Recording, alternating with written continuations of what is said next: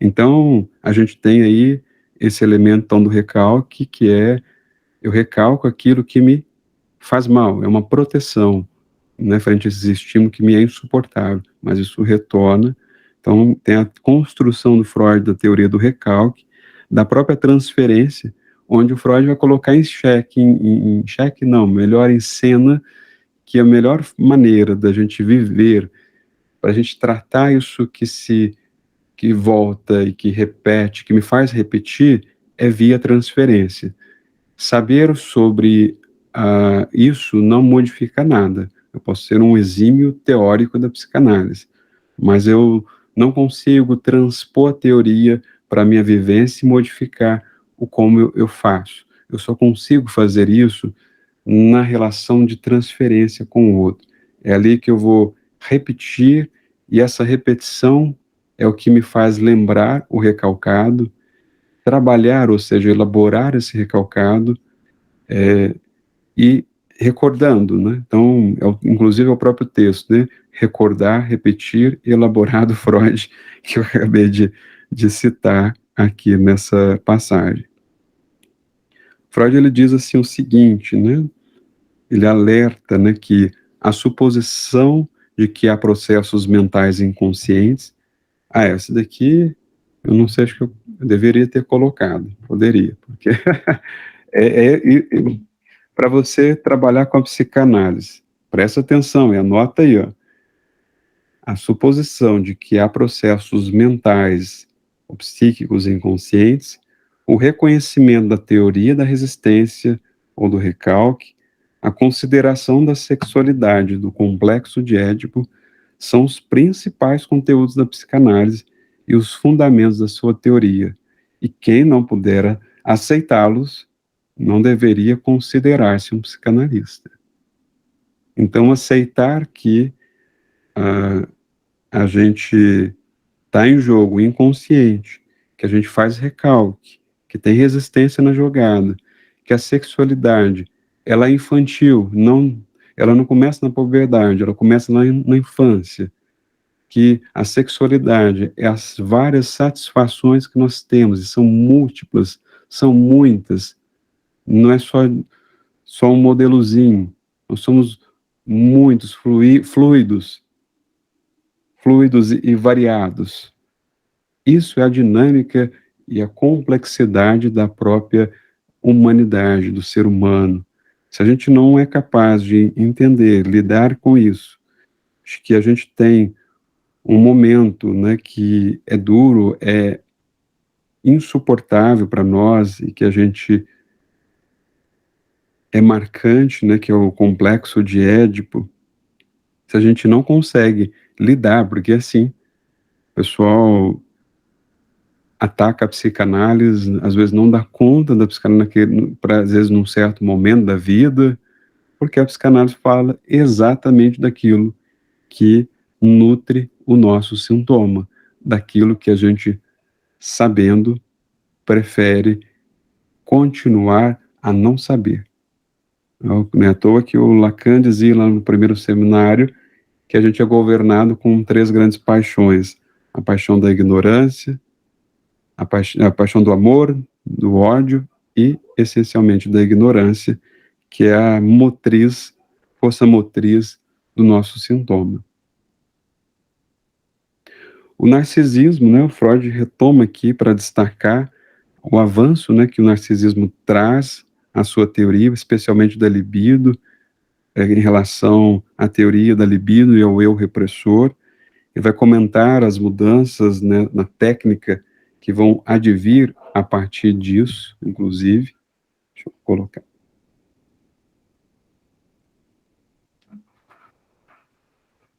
Deixa eu colocar aqui que fica mais fácil.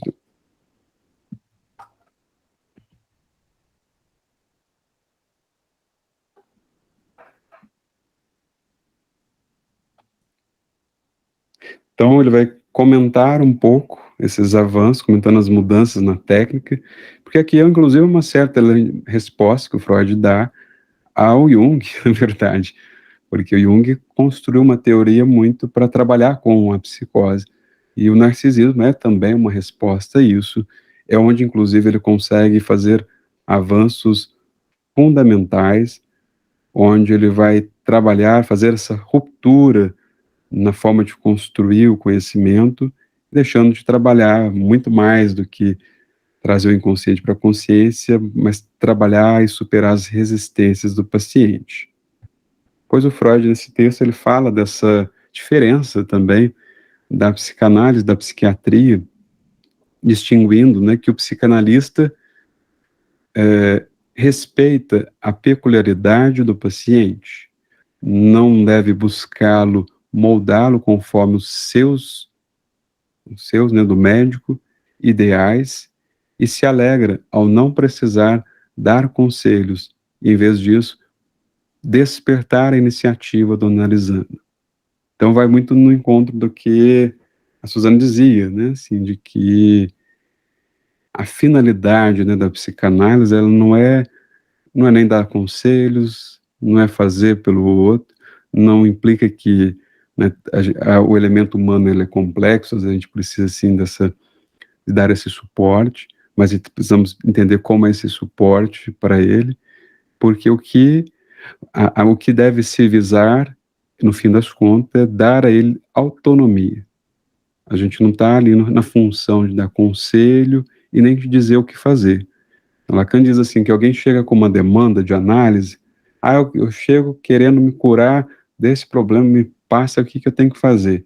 E ele descobre que o que a gente tem a oferecer é uma outra coisa, é uma outra, e a gente vai ajudá-lo a construir uma outra demanda, que é uma demanda de uma investigação sobre o seu sintoma, um, de poder ver nisso que se repete, esse modo de sofrer tem uma repetição, mas poder se fazer uma pergunta: por que isso acontece, para que isso acontece, é sem dúvida o que nos interessa.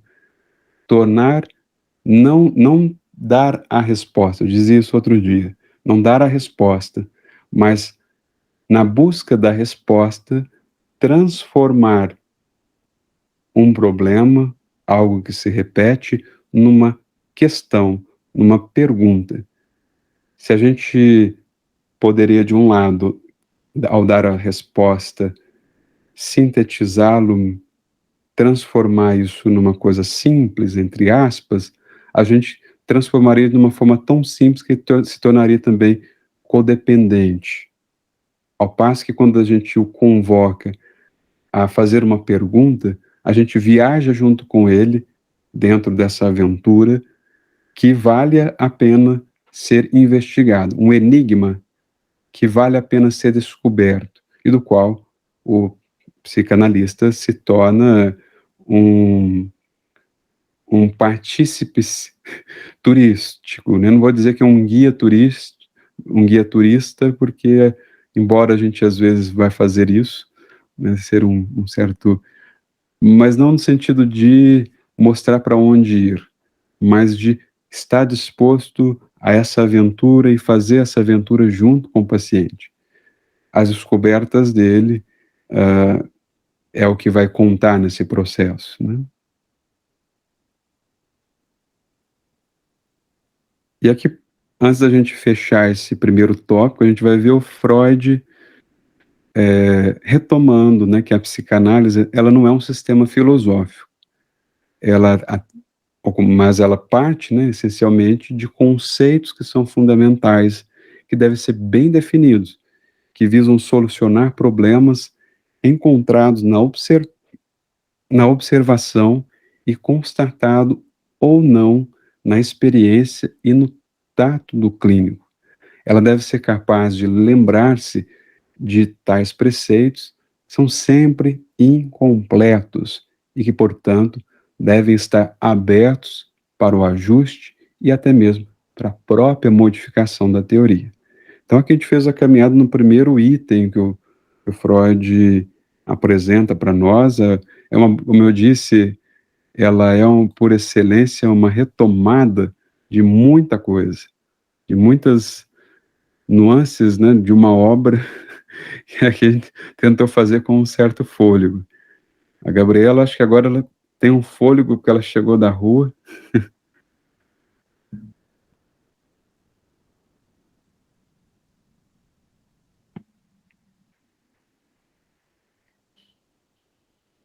Acho que ela ainda não chegou, ela tá só ouvindo.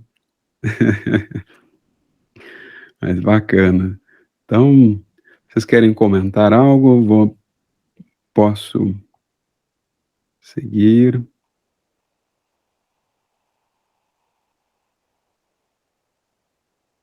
Então,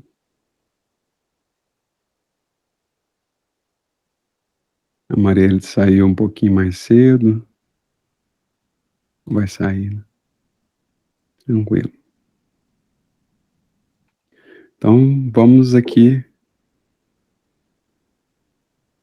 Bacana. Então, assim, que bom para você estar claro. Que você esteja aí gostando.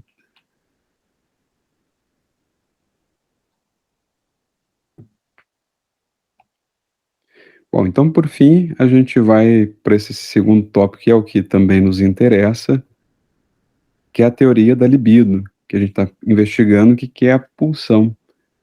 Então, nesse tópico, Freud vai dizer, né, dessa teoria da libido, que ela é essencialmente, né, aí o que não está nos interessando.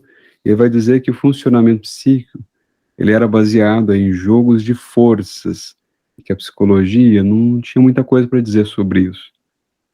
A psicologia dizia que estava preocupada muitas vezes em adaptar o sujeito, em controlar isso, e que a psicanálise vai estudar exatamente essas manifestações nas neuroses, né, tanto de histérica quanto obsessiva, e verificar como que esses sintomas surgem em decorrência dos impulsos sexuais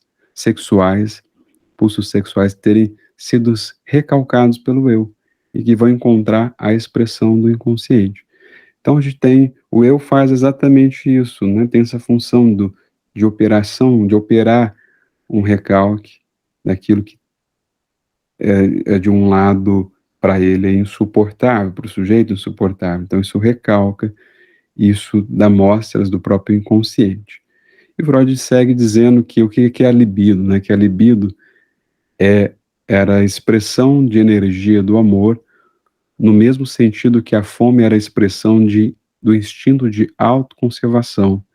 A natureza dos instintos do eu continuava então indefinida, e como as demais características do eu, inacessível à análise. Então, a libido tem a ver com essa energia. Eu até coloquei aqui esse rio, porque mostra um pouco essa dinâmica. É como uma água mesmo, que ela vai circulando, circundando todo um território. Só que de um lado tem um território, de outro, o que a neurose faz, o Freud usa essa expressão, o sujeito vai colocando diques, pedras, para que essa água não venha, não entre no seu território, não invada a consciência. Isso é que o Freud vai perceber que é a própria operação do recalque. Entretanto, a libido está ali sempre. É como se você acordasse e todo dia tivesse uma cota de água que transborda e desce. O que você vai fazer com essa água, para onde ela vai dar, onde ela vai ligar, o que depende do seu movimento, do seu trabalho. Então, a energia é a mesma, a água é a mesma. O que você faz com ela é o que vai ser a diferença. Então, isso é a ideia. Libido é essa energia, ou essa água aí, né, que circunda. Depois nós temos o Freud fala da sublimação. Então, se eu tenho ali um desejo de uma ordem sexual que quer se realizar e que vai se realizar, às vezes, via sintoma, atos falhos, sonho, xiste, a gente tem a sublimação, que, né, quando Freud vai falar da pulsão, ele fala que a pulsão ela tem algumas características, ela tem uma fonte, ou seja, de onde a coisa nasce, vamos pensar a fonte d'água, para pegar esse exemplo anterior, né, tem uma fonte da água aqui. ela tem um objeto, né, do qual ela visa, onde isso vai dar, e qual é o objeto que ela anseia, e qual é a meta, qual é o objetivo, onde isso vai chegar. Chegar no mar, vai chegar onde? Então tem uma meta. A meta é sempre sexual, Freud fala. Nesse sentido sexual aí, entendendo algo dessa satisfação. E ela é sempre sexual, ela sempre tem uma visada, sempre tem algo do campo do sexual. Entretanto, o Freud vai dizer que um outro caminho, né, aqui eu até coloquei um exemplo possível de pensar da Dolores, né, que é uma artista impressionante, né, o que ela consegue fazer, por falar aí em sublimação, o que ela consegue fazer, ou seja, ela transforma uma satisfação sexual, a meta seria sexual, mas ao invés de atingir essa meta, se cria um outro, a meta, o objetivo é transformado e não é mais sexual. É, por exemplo, uma criação, é uma obra de arte. Né? O Freud diz, ele tenta dizer o que seria sublimação. Ele diz assim que é uma forma em que o instinto originalmente sexual passa a encontrar satisfação numa realização não mais sexual, vista como de valor maior, social ou ético. Então, isso tem um apelo, tem um valor social, tem um valor na sociedade. Se a gente for pensar estritamente, o que é uma obra de arte, qual é o valor dessa obra de arte, né? A obra de arte, na verdade, uma boa obra de arte, ela traduz de uma outra forma os elementos também que também estão recalcados e que nos tocam exatamente por isso.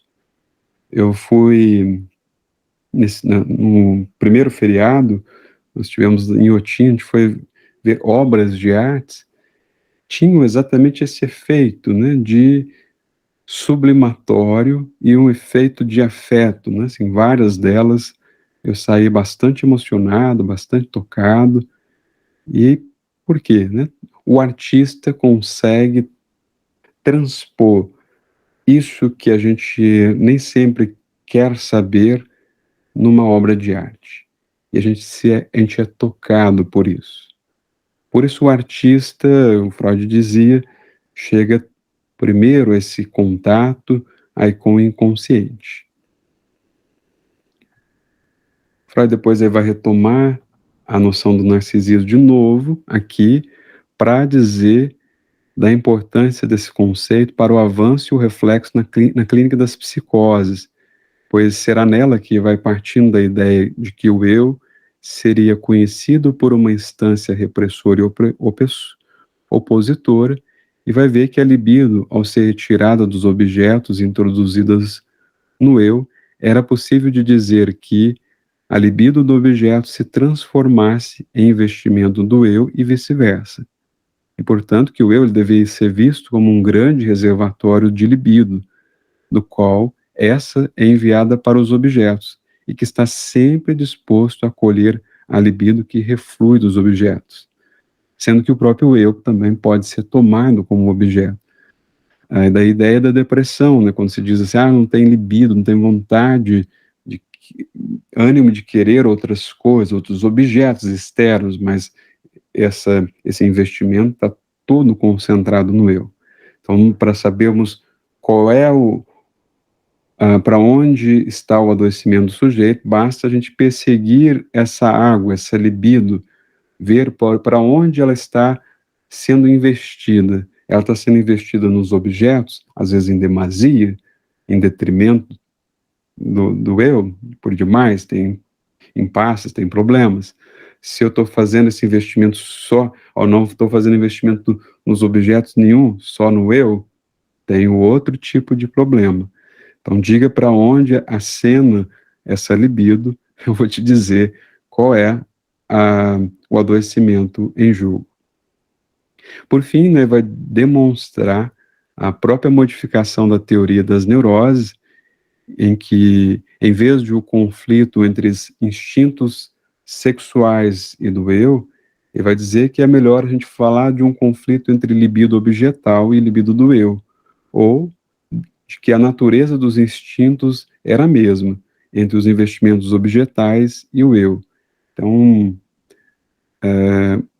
isso é recolocado aí a partir do narcisismo. Tudo isso Freud vai nos lançar para a questão que essa libido também está presente na formação de grupos. No texto Psicologia das Massas, que a gente já chegou a trabalhar aqui, Freud retoma essa noção da pulsão de rebanho, ou gregária, para marcar, né, e aqui a gente fala com Freud, que ainda que o instinto, que a gente pode dizer, ter a ideia de uma manada, que se forma um grupo e tudo mais, mas o Freud diz que, ó, ainda que tenha esse instinto social, ele seja inato, ele pode facilmente se remontar a investimentos de objetos que são originalmente libidinais e que desenvolve-se na criança como formação reativa a posturas hostis de rivalidade. Baseia-se num tipo especial de identificação com o outro. O que está em jogo no grupo, na formação de massa, é uma identificação, podemos dizer, de uma forma bem sumária, para aproveitar a fala do Anderson, a um algoritmo, que pode ser o líder ou que pode ser uma ideia. Isso constitui-se uma identificação com algo que é nosso no outro. Isso vai construir a própria formação de grupo. Por que ela é tão forte? Porque ela nutre-se de um afeto que é do amor, muitas das vezes o amor aos pares, em ódio àquele que não pertence ao grupo. Aquele que vai contra ao ideal do grupo, ele vai ser excluído. E Freud mostra que nessa formação de grupo tenha a própria ideia da libido, da própria pulsão que está circulando aí, que está em jogo. Essa libido que é onde estão sendo investidos, inclusive está sendo investido no ideal, que é um ideal do sujeito, que está presente, que se vê ali realimentado dentro de um conjunto, mas um conjunto que eu pego um ponto para me unir aos outros. Essa união traz como efeito a possibilidade de eu assumir, né, certos desejos que sozinho eu não teria coragem. Então, se eu tenho um certo preconceito, eu me uno no grupo, eu vou anunciar, falar disso abertamente, concordar com o grupo, mas eu provavelmente não faria sozinho. Então, o efeito de rebanho, de manada, tem isso, né, de recolocar um desejo que é meu, mas que, por uma questão de gregária, eu vou manifestar, e não vai ser necessariamente meu, né, eu vou ter um elemento anônimo, porque eu pertenço ao grupo. Então, e uma noção também de pertencimento. Então, isso é libido, é investimento, e é isso que está em jogo nessa complexa trama de grupos. Janildo, Uhum. você falou aí por último aí, me fez pensar nas massas, essa composição das massas, como uma ampliação de um ego, como se fosse um grande ego, Uhum. né? Que é aí um ego compartilhado, que é meu, mas também que é o outro, aí tem essa sentimento de reconhecimento, né? De reciprocidade e de identificações, né? Que parece como se fosse uma virtualização de um eu ampliado, né? Foi a sensação que me passou. Sim, sim. E também não só, né, o Freud fala que também tem esse elemento inconsciente dos desejos, né, que se reatualizam, né. Você ganha coragem, né, de assumir um desejo quando está no grupo, né. Também tem isso. Vai atualizando com o outro, né? Você ganha coragem do tipo, bom, ao outro, afinal de contas todo mundo tem a mesma ideia, o mesmo ideal. Então, tudo bem eu falar em voz alta. Não tem nenhum problema. No fim das contas, é o grupo, não sou eu. Então, Então, parece como se fosse assim, né? Falando de narcisismo como investimento libidinal no eu enquanto objeto, uhum, e uma catexia, né? Um investimento objetal, que seria essa libido voltada ao mundo externo, né? Parece que essa composição da massa parece que como sintoma mesmo, parece que faz essa função do dual, né? Que parece apenas, né? Com semblância, sei lá, com um sintoma de que eu estou investindo no outro, fora, vamos dizer assim, né? Não no outro, mas investindo fora, porque a massa, né? São outros que estão em jogo. Porém, nessa perspectiva do ego como uma ampliação, né? Narciso odeia tudo que é espelho, é como se fosse a massa, uma casa de espelhos, né? Aí tem várias pessoas lá, mas é um pouquinho você ali, né? exato. Um reflexo. Não, muito, eu acho, sim. E a libido, né? Assim, como é que você investe, né? Investe nessa parte do investe nesse ideal, né? Ideal do eu ideal, né? Tem investimento aí, né? Parece assim que esse investimento, o sujeito subsumido da massa, parece ser mesmo uma coisa para fora, mas parece mais mesmo um circuito fechado, né? É, É isso que eu estou falando nesse sentido, como aparenta ser um investimento fora, mas na verdade está sendo muito dentro daquilo que está relacionado com as minhas identificações, isso. com o meu eu, Aham. né? Boa tua fala, né? Assim, boa, bem colocado isso, né? No sentido, parece ser uma coisa que é investimento fora, mas ao mesmo tempo é um investimento dentro, né? Assim, porque é um investimento nas minhas identificações. Eu só vou me unir a um grupo em que eu vou querer, ou que eu tenho algum traço de identificação, né? O grupo, pelo menos grupo, né? Assim,